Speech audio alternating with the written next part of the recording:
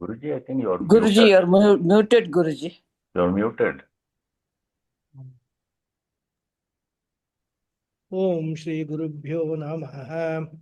Harihi Om. Sadashivasamarambham Shankaracharya Madhyamam Asmadacharya Paryantam Vande Guru Paramparam Asmad Gurubhyo Namaha.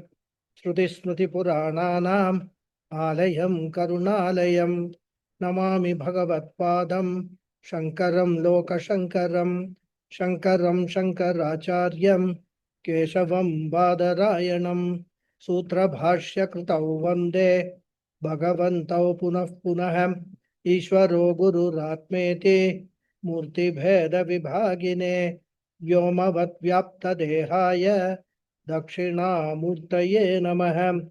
Om Shri Medha Dakshinamurti Swamine Namah. Om Sahana Vavato Sahanau Bhunaktu Sahavidyam Karavavahai Tejasvinavadhitamastu ma Vidvishavahai. Om Shanti Shanti Shanti. Harihi Om Shri Gurubhyo Namaha. Harihi Om. Om Parthaya Pratibodhitam Bhagavata Narayanena Swayam Vyasena Gratitam Purana Munina Madhye Mahabharatam Advaitamritavarkshinim Bhagavatim Ashtadashadhyayinim Ambatvamanusandadami Bhagavat Gite Bhavadveshinim Yam Brahma Varunendra Rudra Marutah Stunvanti Divyaistavaihi Vedais Sankapadakramopanishadaihi Gayanti Yam Samadaha Dhyanavastita Tadgatena Panasam Pashyanti Yam Yoginaha Yasyantanna Vidusura Suraganaha Devaya Tasmai Namaha. So, namaste once again, everyone. Namaste, Guruji. Namaste, Guruji. Pranam. Pranam, namaste. So, we are seeing the 15th shloka. We will chant. Arjuna Uvacha. Arjuna Uvacha. Arjuna Uvacha.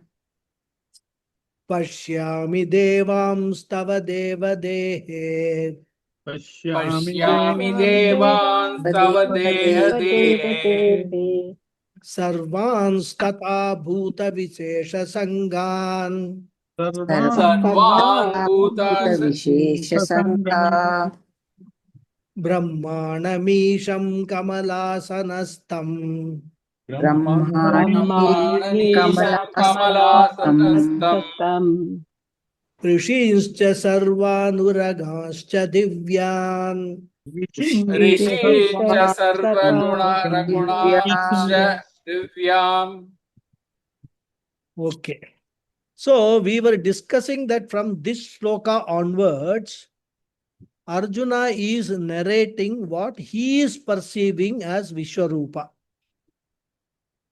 And as I had pointed out, to have Vishwarupa Darshanam, we require two things.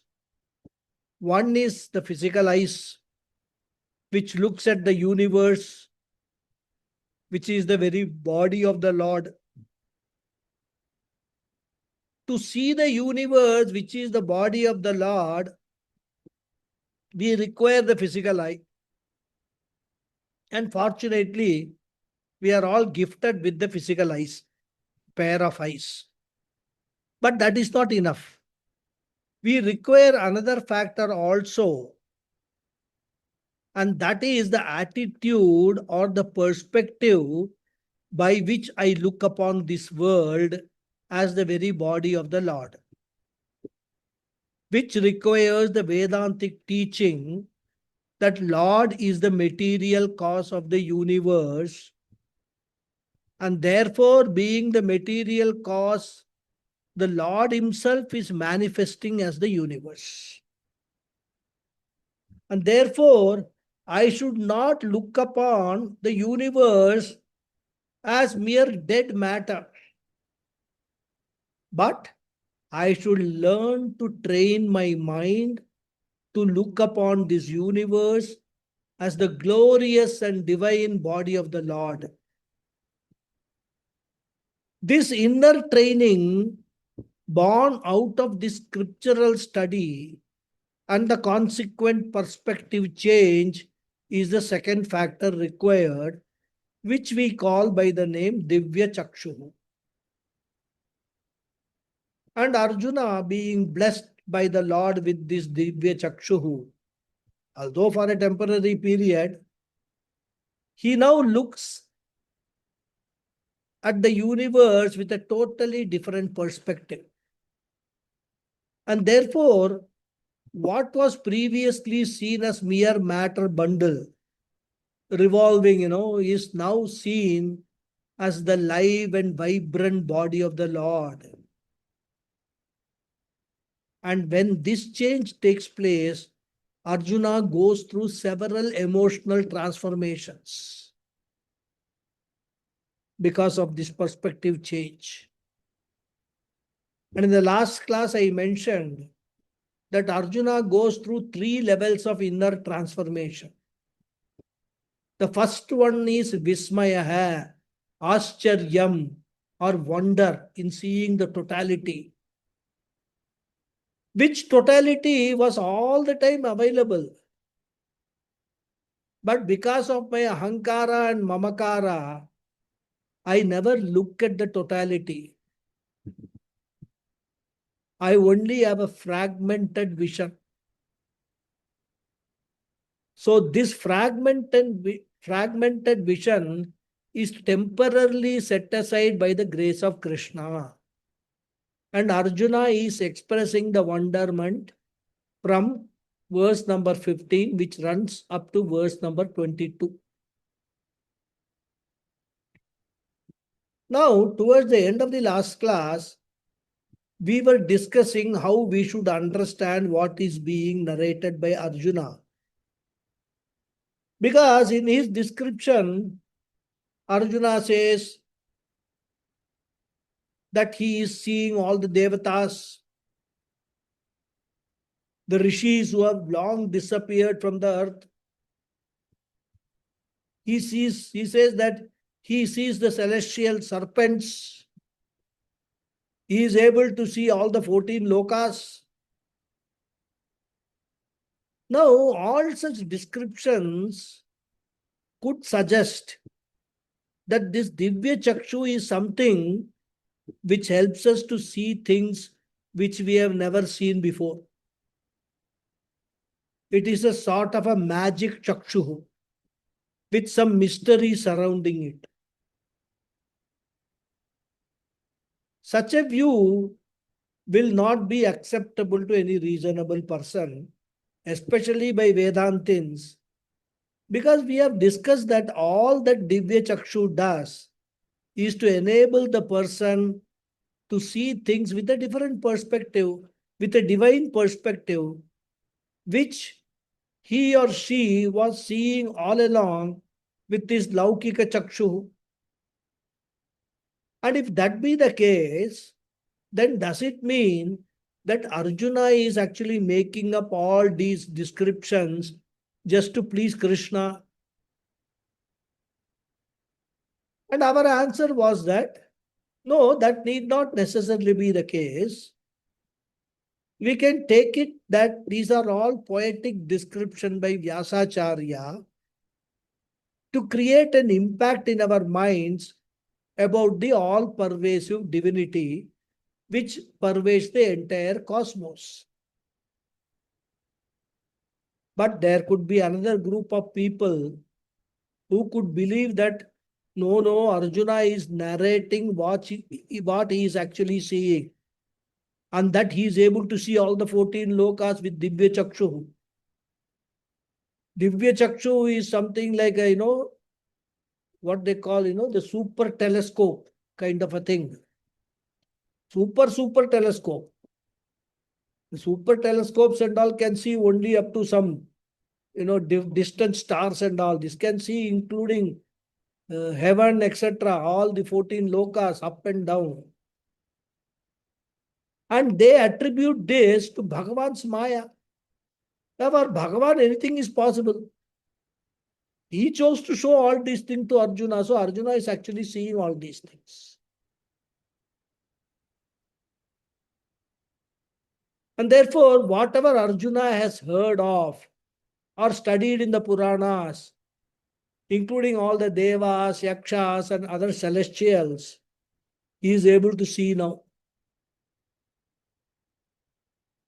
We don't challenge such a view. We say, if you want to believe it that way, very good. Please believe. But what to them we say, even if you say Arjuna saw all these things, higher lokas, etc., then remember that seeing higher lokas is not the real important part of Vishwarupa Darshanam. We do not want to give importance to seeing higher lokas because seeing higher lokas, etc., will not give guarantee liberation. Bhagavad Gita is a moksha sastra.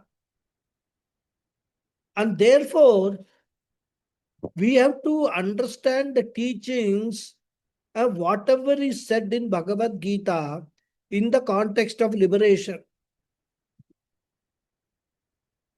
Moreover, one more point we tell them.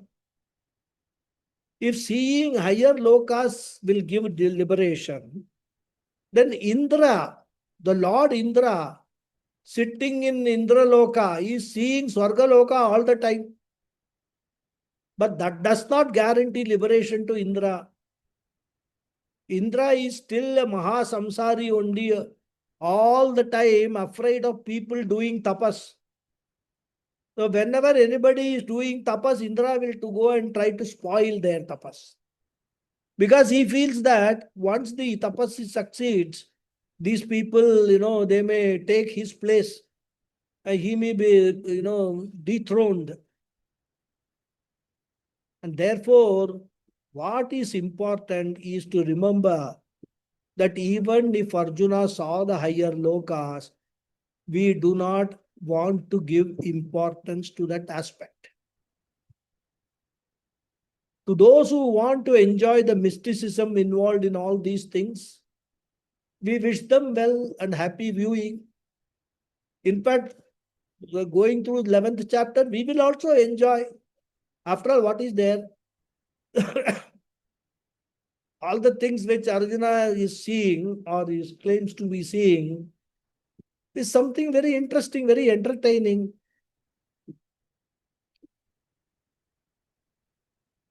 So for us, what is more important is Vishwarupa Darshanam, is not seeing extraordinary things, but seeing the ordinary world itself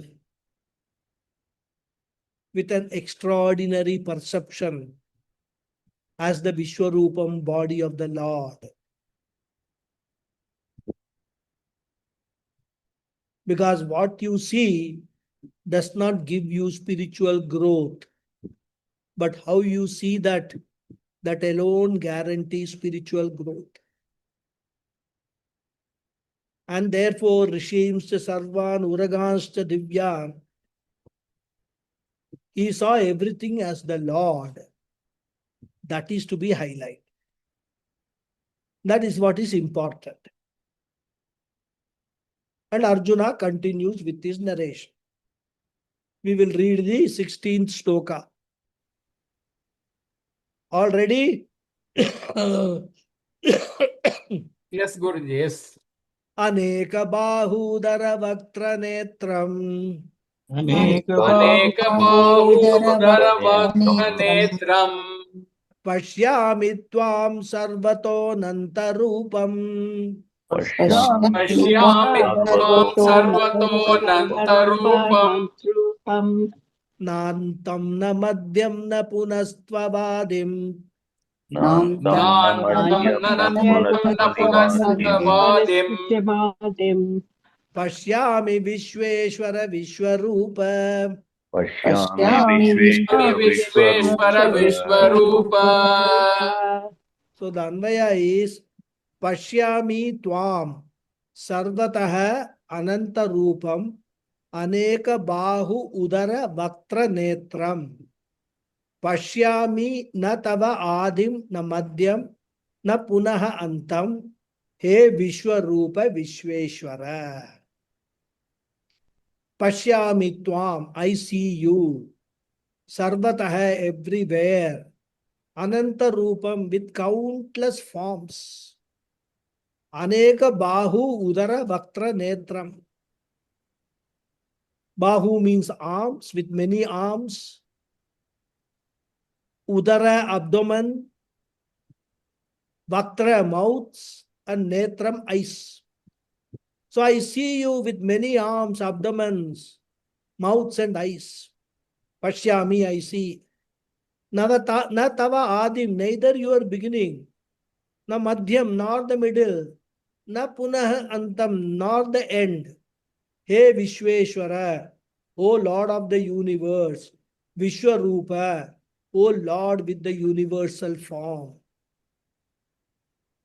So I see you everywhere with countless forms, with many arms, countless arms, abdomens, mouths, and eyes. I see neither your beginning, nor the middle, nor the end, O Lord of the universe, O Lord with universal form. So here things are becoming more clear. Vishwarupa Darshanam is not an extraordinary vision, but as I said, an extraordinary attitude towards ordinary things in the creation. And that is here beautifully pointed out. Aneka Bahu Udara Vaktra Netram Vishwarupam Pashyami. I see the Vishwarupa of you, O Lord, Tvam, Aneka Bahu, with countless arms, hands. Udaram, you can either take it as stomachs or abdomen. Vaktram can be taken as faces or mouths. Netram, eyes. So I see countless hands, stomachs, face or mouth, eyes, etc. So what does it mean? We have to recollect what I told you in the previous classes. Do not imagine one Lord standing and eyes all over the body, mouth all over the body, stomach all over the body. That is not Vishwarupa form. The idea is that all the hands of all the people, all the stomachs of all the people, in fact, all living beings, all the mouths of all living beings, they are all Vishwarupa Ishwarasya Angani Eva. It is that attitudinal change that is to be brought in. And therefore only Ananda Rupam, when you actually have this perspective that everything is Ishvara only, all your raga dveshas are gone. You no longer have any preferences, likes, dislikes, etc.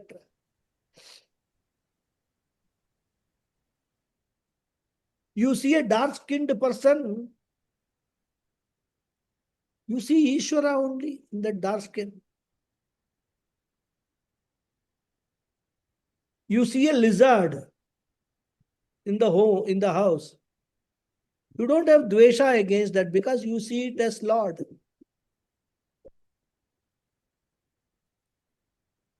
And therefore, when raga dvesha is gone and all consequences of raga dvesha is gone, what is left? Ananda Rupam.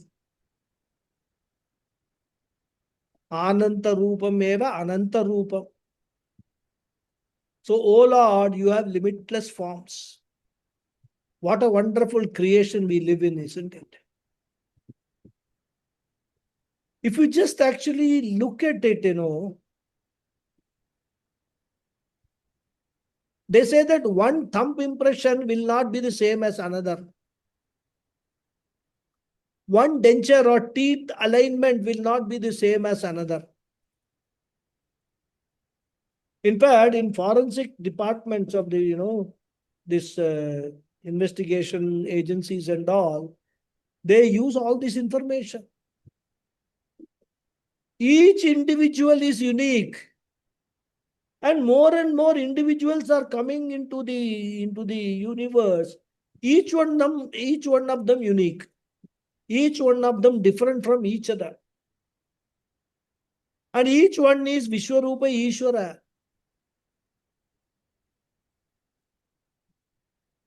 Ananta Rupa. Eyes are different, ear lobes are different. So he says, Pashyami Tvam Sarvataha Ananta Rupam. And na Adim, na Madhyam, na Punaha Antam Tava Pashyami.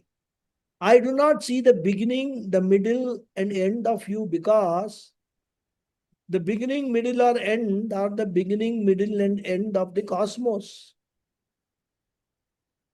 Now, scientists have not yet found the edge of the cosmos. They are still struggling. Since we have not seen the outer periphery of the cosmos, we do not know the physical up and physical down. And if we do not know the beginning and end, how can we talk about the middle? Because to talk about the middle, you have to first fix the beginning and the end. Then only middle you can talk about, isn't it? If Adi and Anta are unknown, Madhyam is also unknown. And therefore, O Lord, you are limitless. Hey Vishweshwara, O Lord of the universe. Vishwarupa, O Lord, whose body is the universe. The derivation of Vishwarupa means Vishwam eva rupam shariram yasya. The one whose body is the world itself. If you remember this derivation, the teaching it will become more clear. Arjuna continues. Sloka 17. Kiritinam gadinam chakrinam cha. Kirinam gadinam chakrinam cha. Tejo rashim sarvato diptimantam. Tejorasim sarvato diptimantam. Pashyami tvam durniriksham samantad. Pashyam Durniriksham Shishyam Samanta Samantad. Samanta Deeptanalarkadyutim aprameyam. Deeptanatarka Diptimarpaneyam. Okay, the Anvaya is Pashyami Tvam Tejo Rashim Deeptimantam Sarvataha Kiritinam Gadinam Chakrinam Cha Samantat Deepta Anala Arkadhyutim Durnirikshyam Aprameyam. Pashyami Tvam, I see you. Tejo Rashim, as a mass of effulgence. Deeptimantam Sarvataha, shining everywhere. Kiritinam with crown. Gadinam with mace. Chakrinam with wielding disc. Samantat, I see you all around. Deepta Anala Arkadhyutim, radiant like the blazing fire and sun. Durniriksham, blinding. Aprameyam, and immeasurable. So, I see you as a mass of effulgence, shining everywhere with crown, mace, mace, disc. and disc chakram. I see you all around, radiant like the blazing fire and sun, blinding and immeasurable. So again, here is a description of the form of Mahavishnu with a crown, mace, and Sudarshana Chakra. An image which Arjuna would have gathered from the study of Puranas. We cannot say Vishnu Sahasranamam because that is going to come later towards the end of the war, which has not even started. So he says, I also see you in the form that we invoke and worship, wearing a crown, kirita, wielding a mace, gada in one hand and a disc chakra in another. His third hand is extended, offering refuge and safety, abhaya, and the fourth hand is pointing towards his feet, asking you to come there as though saying, if you come and surrender to me, I will protect Bless you. you. Somebody is unmuted.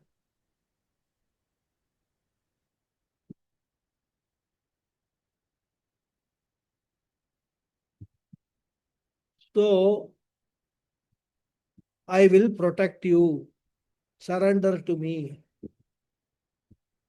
So, two hands for destroying. And that is why Vishnu or any other form of Ishvara is always depicted with four hands. We need not be afraid of anything because Bhagavan has got all the missiles necessary to protect you. Gada is meant to take care of a threat that is nearby or at close quarters. Chakra is for remote danger, remote in terms of both place and time. And chakra is a very great weapon. It will travel miles and then destroy. In fact, it has got the power to chase the victim and then destroy. Thus, Bhagavan gives you abhaya. In order to protect you, he has to destroy the danger of samsara. Both immediate samsara and remote samsara. For that, he has two types of weapons. And as I said, Arjuna also sees Krishna within the cosmic form. In the same form, people invoke Lord Vishnu. And Tejo Rashim. You are a mass of effulgence. And naturally, when we say the Lord is, the cosmos is the body of the Lord. It consists of millions of stars. Each one is a mass of effulgence. Adi Shankara in his Bhashyam says, anywhere you look, you see but one Chaitanya. Within that alone is everything. Then Sarvato Deeptibantam, shining in all directions. And actually speaking, directions are meaningless in cosmos. Because directions are always with reference to a particular point. If you look from the earth, you can talk about east, west and all, keeping our ordinary sun as the standard. If you are standing on the sun, hypothetically, because you cannot go to the sun and stand, then what is east? Wherever the sun rises. So standing on the sun, everything is east. Everything is west. All these things all go haywire rather. All dates, etc. will go haywire. Remember, they are all imaginations of a petty mind. In Vishwarupa, all these do not exist at all, and therefore you shine all over. And therefore only Durniriksham Samantat. Your effulgence is so dazzling, so glaring, that I am not even able to open my eyes completely. A form of such blinding brilliance can only be seen with difficulty. Therefore, Durnirikshyam. In fact, I am told that when the mountaineers, they go to the upper ranges of the mountains, all over it is all capped by snow. That anywhere you look, there is only snow.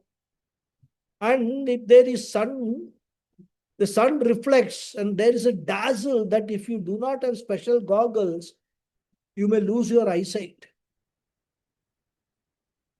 So we are not able to see even that Pratibimba Prakasham, the reflected sun. What to talk of the original? And remember, all of them are Vishwarupa. In fact, Swami Paramathanandaji adds another beautiful dimension.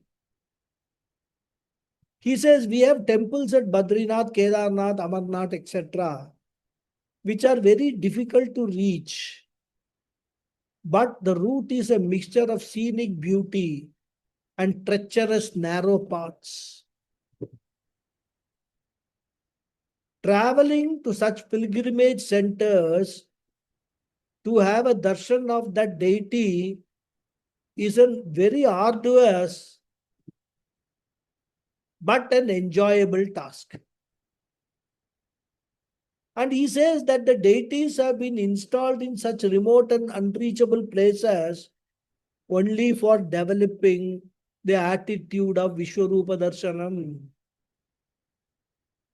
Otherwise, he asks, why should there be a shrine in Amarnath? We could have it anywhere in a city, Why did they choose such places? After all, God is everywhere. Therefore, he says, the purpose is to gradually change the vision, to see the very nature as Bhagawad. Enjoying the journey to Amarnath, to Kedarnath, to Badrinath itself is a divine experience. You should convert that itself into a divine experience.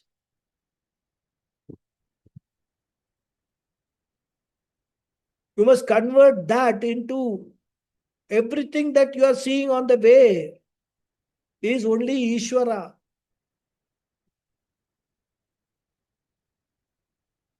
Therefore, Durnirikshyam. Then Deepta Anala Arkadyutim. The Lord whose effulgence is like the effulgence of a well-kindled or blazing fire. Deepta Analam means blazing fire. Arka means blazing sun. Dyuti means effulgence. So the Vishwarupa, whose effulgence is like that of a blazing fire and sun, and Aprameyam, matchless, incomparable. Such a Vishwarupa I see, O Lord. Now, seeing that everything is included in the cosmic form, Arjuna makes an inference. What is that? We will read. Tvamaksharam paramam veditavyam. त्वमक्षरं परमं वेदितव्यं Vyam Tvamasya vishwasya param nidhanam. Tvamasya Tvamasya Vishwasya Param Vishwasya Nidanam. Param Nidanam Tvam avyaya shashvata dharma gopta. Tvamavyaya Tvamavyaya Shashvata Shashvata Dharmagopta. Dharma Bhokta Sanatanas purusho mato me. Sanatanasvam Purusho Sanatanas Mate Purushas Me. Mato Me. Anvaya is Tvam paramam aksharam veditavyam. Tvam param nidhanam asya vishwasya. Tvam avyaya hai shashvata dharma gopta. Me mata hai sanatana hai purusha hai. Tvam paramam aksharam. You are the supreme imperishable one. Veditavyam. To be known. Tvam paramam nidhanam, you are the ultimate support. Asya vishwasya, of this universe. Tvam avyaya, you are the eternal.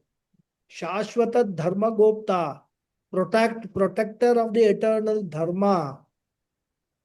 Me matah tvam, I regard you.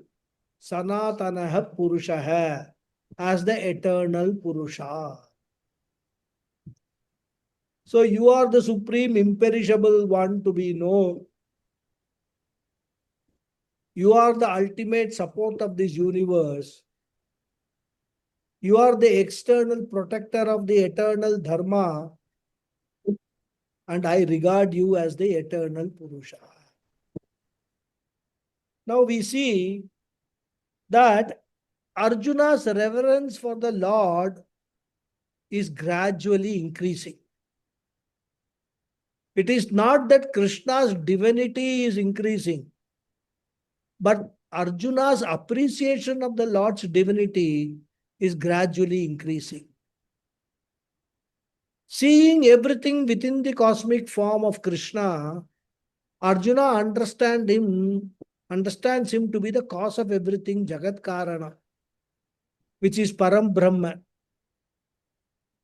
What he has heard from the Shastra, he now sees for himself as true. So he says, I appreciate that you are Param Brahma, the one to be known. Tvam paramam aksharam veditavyam.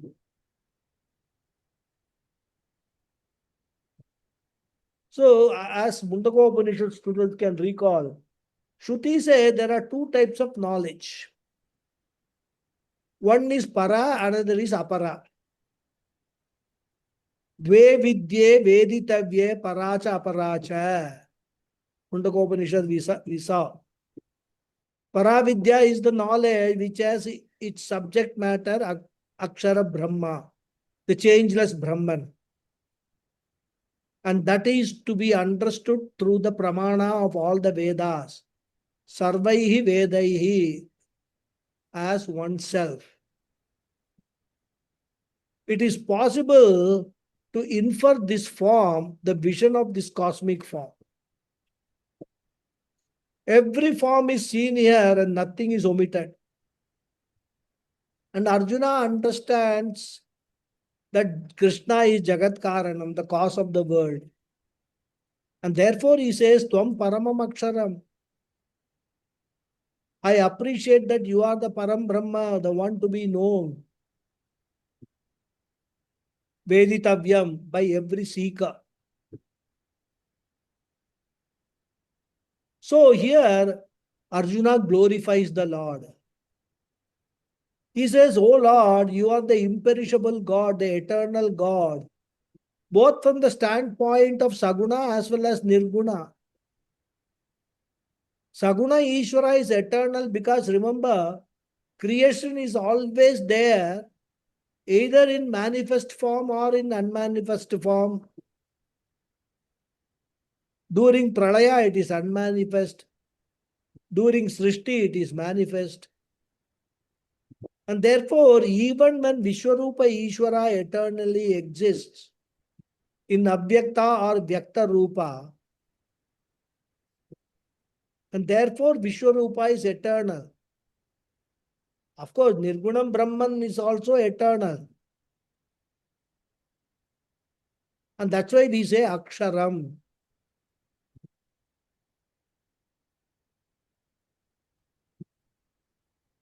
And here you can take it as Nirgunam Brahman also because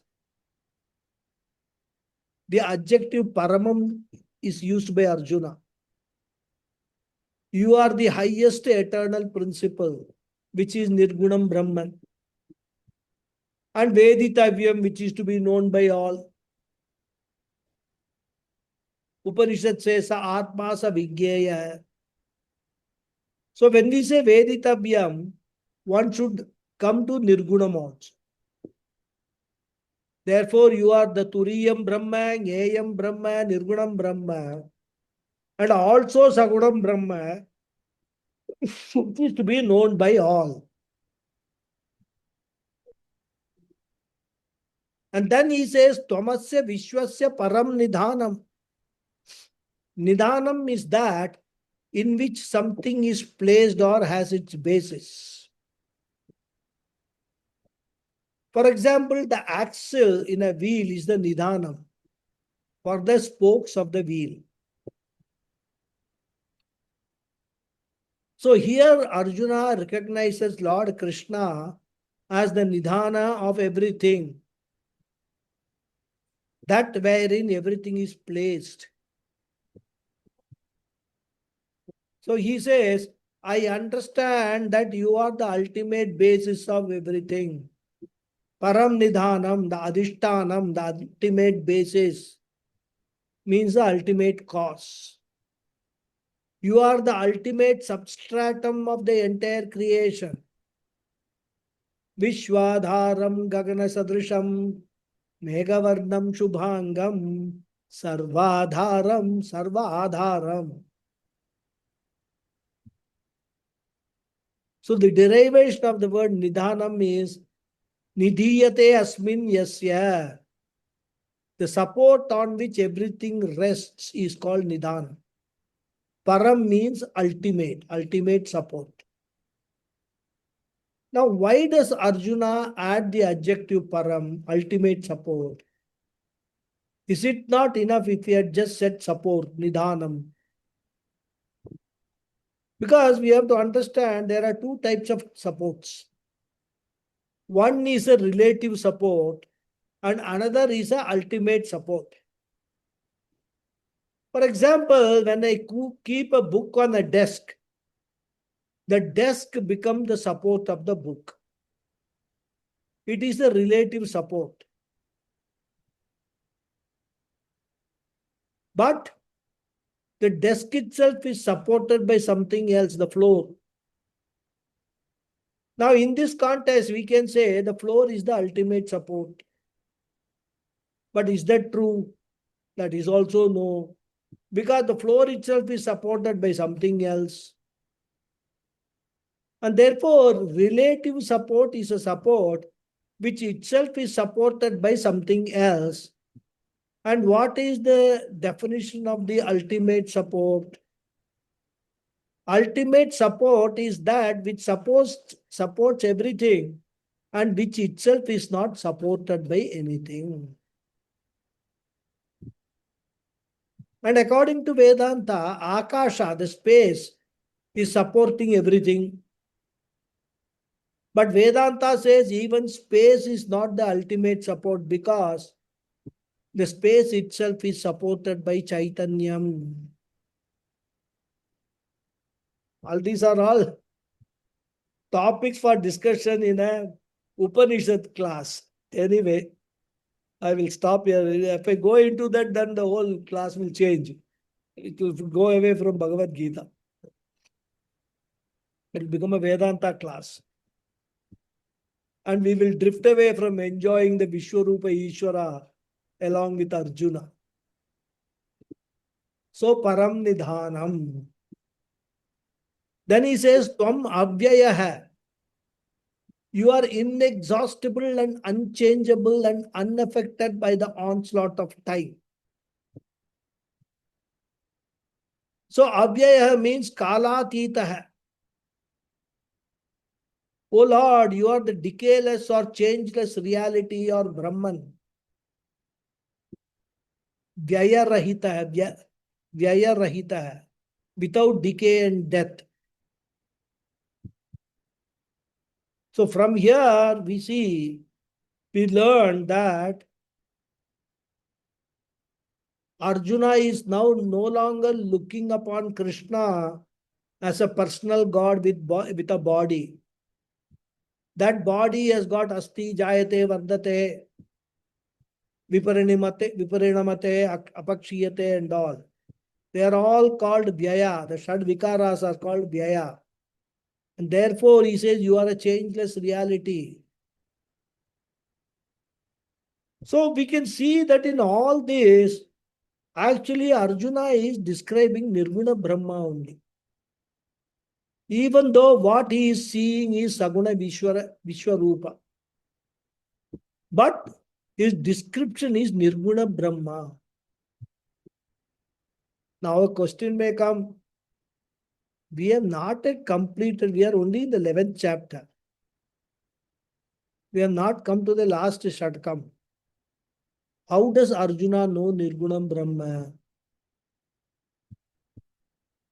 He is still in the learning process. Of course, Krishna has mentioned in 2nd chapter, 4th chapter, etc. something about Nirgunam Brahma, but he has not taught him till now Nirgunam Brahma in detail. So the answer is we should know that Arjuna does not know Nirgunam Brahma, but he is rattling out Nirgunam description found in the scriptures. That is called Paroksha Jnanam. Now he is doing what most of us do. While doing some puja, we will say Sachidanandaya Namaha. You ask them, what do you mean by Sachidananda? That fellow will say, no, I don't know. But he will do Archana every day. Sachidanandaya Namaha. In Lalita Sahasranamam, we chant Nirguna, Nishkala, Nitya, etc. But nobody knows the meaning. So for you saying all these things, you don't need to know the meaning. We can use all these expressions.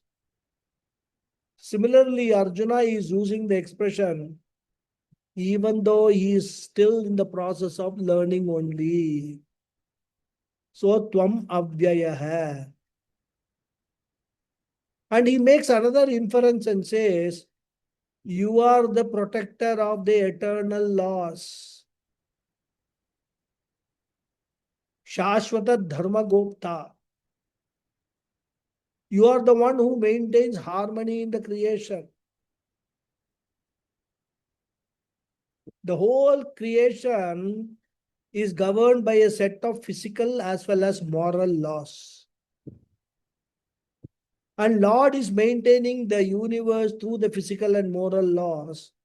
And we are only falling within those laws. We have neither created them, and therefore we cannot maintain them also.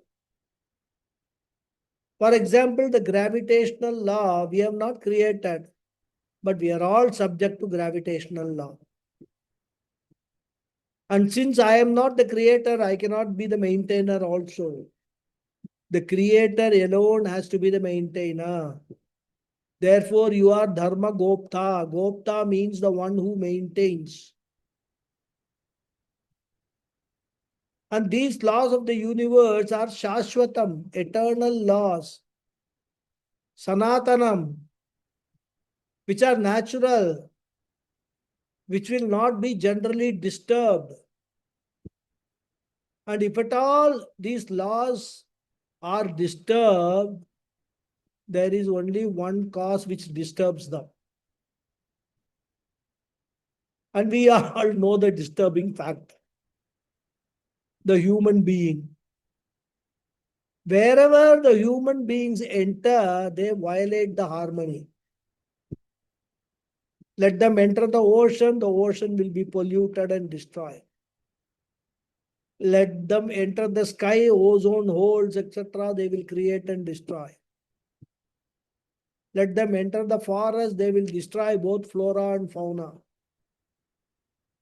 So the human beings alone, endowed with free will, can destroy. And whenever such human beings are born, Bhagavan maintains the law by what? Paritranaya sadhunam vinashaya cha dushkrita. Whoever be the cause of the disturbance of the universal rhythm, the rhythm disturbing factors, Bhagavan quietly amputates or eliminates. Bhagavan need not create the rhythm because it is already there. Just like health, you need not produce health in the body because health is natural. So what you have to do is, if there is any cause which disturbs the health, then the cause has to be eliminated. And once the cause is eliminated, I am back in my natural condition, which is called health. And that is why in Sanskrit, health is called swastha. Swastha. Swastha.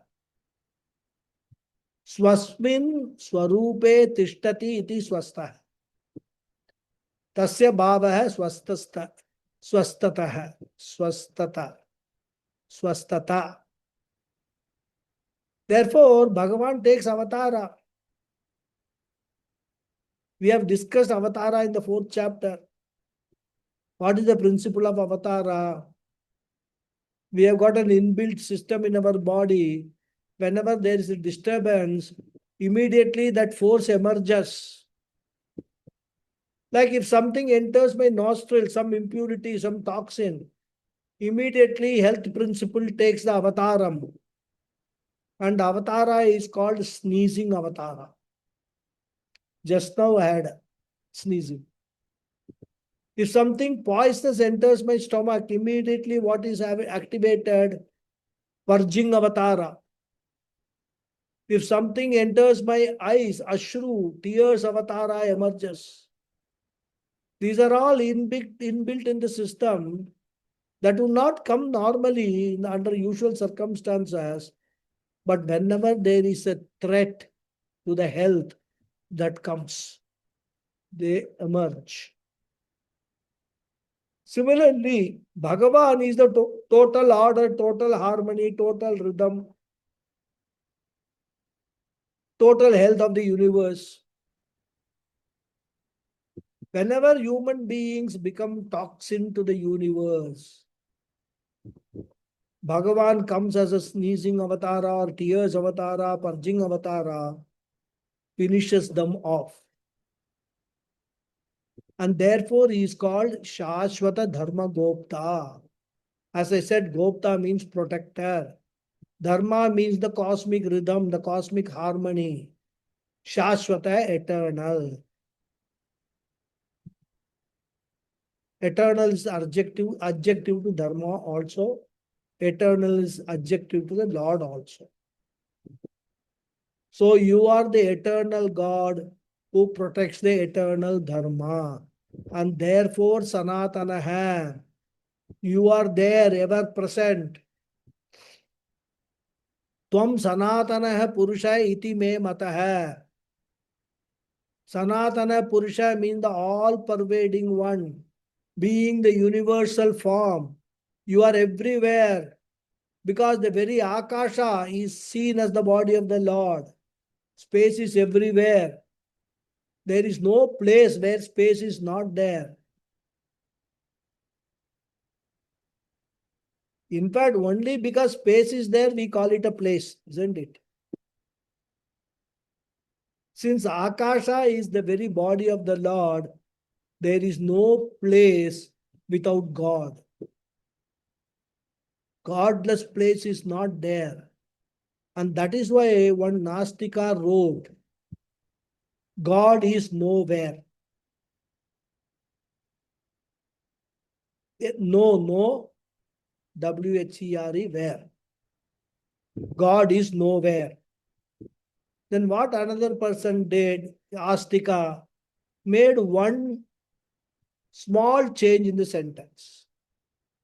He put a comma after W. Now the sentence becomes God is now here. So nowhere becomes now here.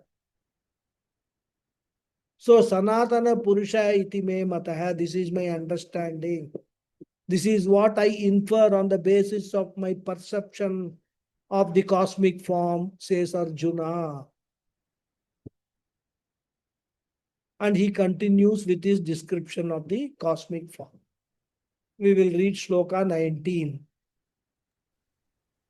Anadi madhyantamananta viryam Anantaviriyam ananta bahum shashi surya netram अनन्तबाहुं अनन्तबाहुं शशिसूर्यनेत्रं सूर्यनेत्रं पश्यामि त्वां दीप्तहुताशवक्त्रम् पश्यामि त्वां दीप्तहुताशवक्त्रं स्वतेजसा विश्वमिदं तपन्तम् स्वतेजसा विश्वमिदं तपन्तम् अन्वया is पश्यामि त्वाम् अनादि मध्य अनंतम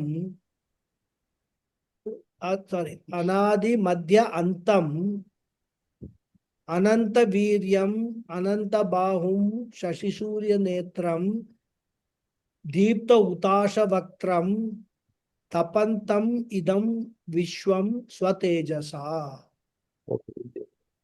पश्यामि त्वाम I see you as one anadi madhya antam one who has no beginning middle or end ananta viryam who has limitless power ananta bahum who has countless arms shashi surya netram whose eyes are the moon and the sun deepta utasha vaktram whose mouth is blazing fire tapantam and who scorches idam vishwam this universe swatejasa with your radiance I see you as one who has no beginning, middle, or end, who has limitless power, who has countless arms, whose eyes are the moon and the sun, whose mouth is blazing fire, and who scorches the universe with your radiance. Arjuna is still wonderstruck, it's a form that he is perceiving which he has never ever imagined.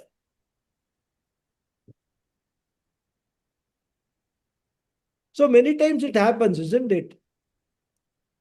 Whenever we are actually glorifying someone, praising someone with so many different adjectives, sometimes, we will even repeat some of those adjectives. Because we are overwhelmed by the personality. And that is what is happening to Arjuna here.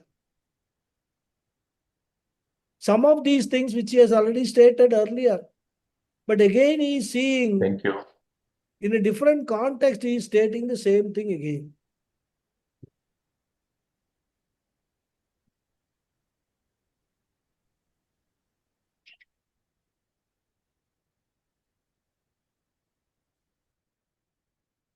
After chanting, if you don't unmute, if you don't mute, then something going on in your place, I'm able to hear.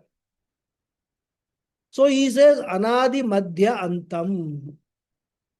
Simple, you can understand. Adi means beginning, Madhyam means middle, Antam means end.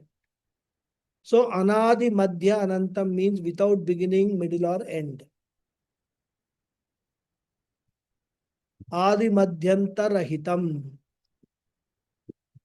And Swami Paramatmananda ji says that based on this only, a great Sanskrit poet, a great scholar, who was extremely poor. Normally, what happens? They say, where Saraswati is there, Lakshmi will not be present. It seems Lakshmi and Saraswati, they don't get along very well. So for this great scholar, Saraswati is there, but Lakshmi, wealth is not there. And therefore, he was wearing only rags, tattered clothes.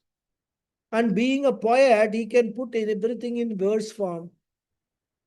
So he was looking at the tattered rags and chanted this verse. Adi Badhyanta Rahitam Dashahinam Puratanam Advitiyam Aham Vande Madvastra Sadrisham Harim.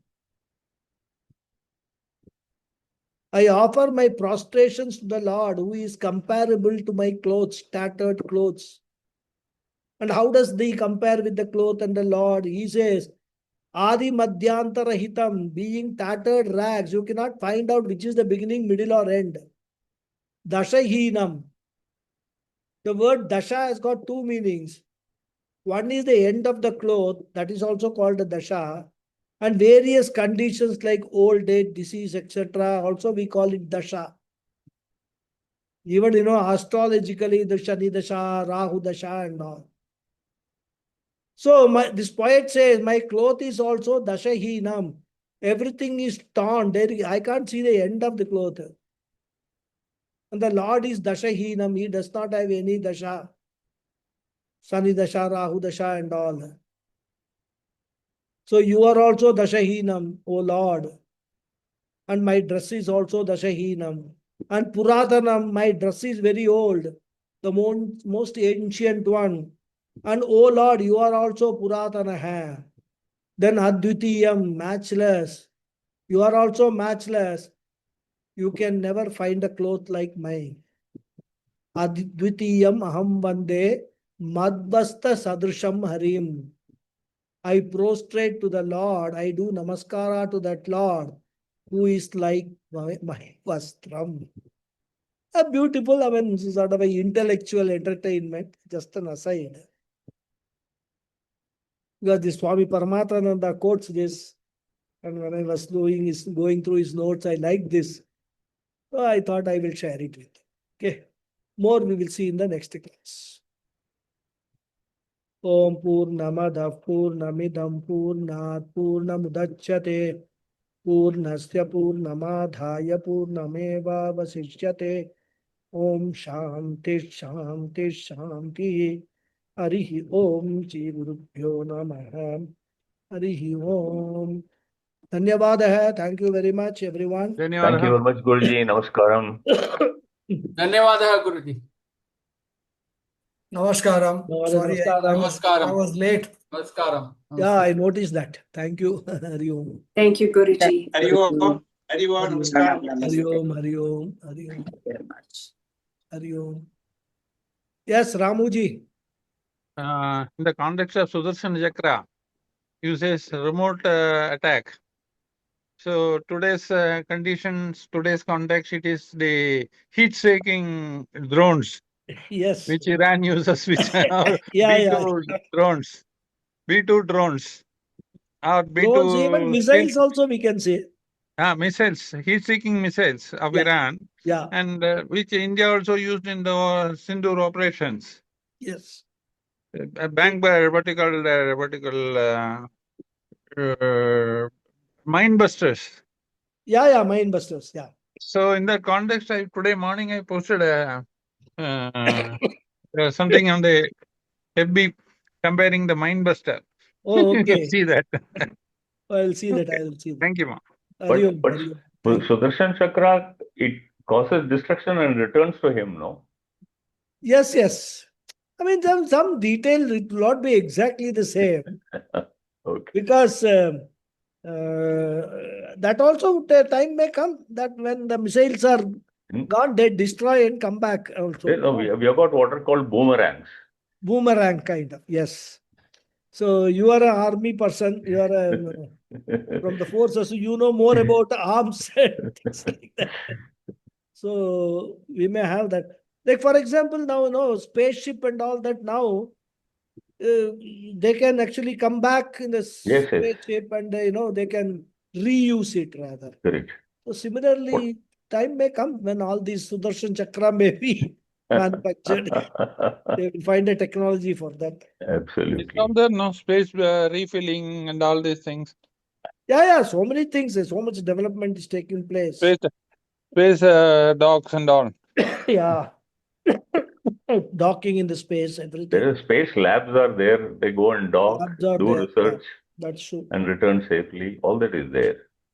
That's what I'm saying, 50, 100 years ago, we couldn't have even imagined all these things. Absolutely. This is the So technology keeps improving day by day and day by day. But at the same time, with it, the destruction is also very high, unfortunately. That is what a Vishwarupa Darshanam is all about. When good things are there are bad things also. We will see that. We'll come to that. So everything is included in Vishwa, isn't it? In the world. So Absolutely. everything is there, good and bad is there. Only thing what happens when the equation between good and bad that tilts in favor of the bad, when dharma gets affected, then paritranaya sadhunam. Paritrana. That is what happens. But that may not happen necessarily by somebody taking avatar. As I said, avatara this means emergence of a certain particular power.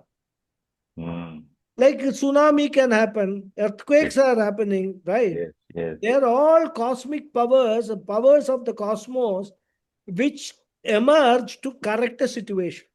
True. So that is how we Absolutely. have to understand all these things. Thank you Yes, very Ram much, Guruji. Kumar. Namaskaram. Namaskaram. Hari Hey, just this thing. Is it mentioned in Bhagavad Gita? There is only Advaitam. There is no Dvaitam.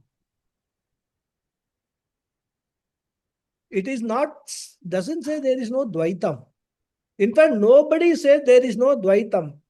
We all accept Dvaitam, Visishtadvaitam, and Advaitam. That is the teaching of the entire Vedas. All we say is, when you are talking about Dvaitam, it is relevant at a particular stage, that is not the ultimate truth. Then, after Dvaitam, you go to Visishta Advaitam.